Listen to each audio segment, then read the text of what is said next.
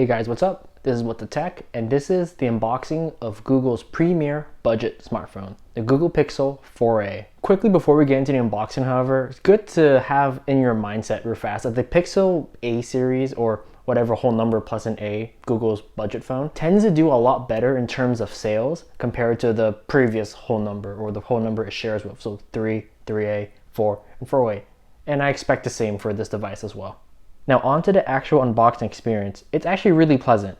It has a refreshing, nice, and very cute marketing material, both in the box, like actually on the box itself, and inside what it carries. Google is greeting us to the Pixel team, and that's very, very anti-Apple if anyone has ever unboxed an Apple device. Out of the box, you have your phone facing back towards you, and then you have a hole punch in the front display, which you can tell, or I can tell at least, looks a lot better than a notch. Actually holding on to the device, I love just how tactile and clicky the buttons are. It has a bottom firing row of speakers alongside a USB-C port, and look at that, a headphone jack up top. How weird, right, in 2020? Oh, and it has a single lens camera within an okay size round off square camera bump. I don't really care personally about the contrasting high vibrant power button against the black phone, but from my understanding, it's something that Pixel users tend to like quite a bit. Oh, also the color options this time around, just black. And of course, underneath our phone, we have the power adapter. You're going to need that to charge your device. I mean, wouldn't it be weird not to have one inside of your brand new phone, especially if it's really expensive?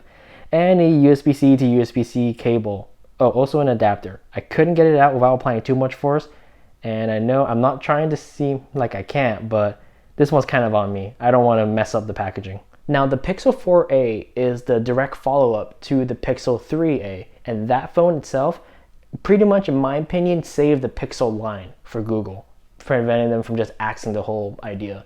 The Pixel 3a helped double, undoubtedly, was instrumental in doubling the amount of Pixel devices they had out. So much so that in Google's earnings call last year, they actually mentioned, Google CEO Sundar Pichai mentioned that it was the 3A success.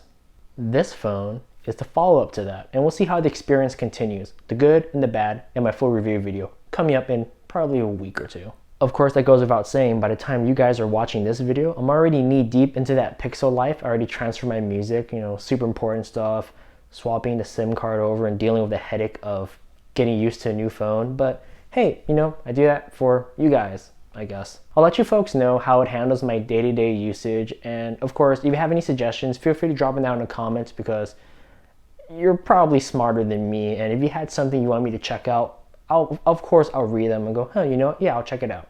Why not? Fingerprint reader in the back, forgot to mention that. I miss Android. I mean, I don't miss it enough where I'd go back to it permanently, but my last Android device was a Nexus line product. That was a while ago. So, nice return to form. The hole punch is so much better. Alright, see you guys in the next one. Peace.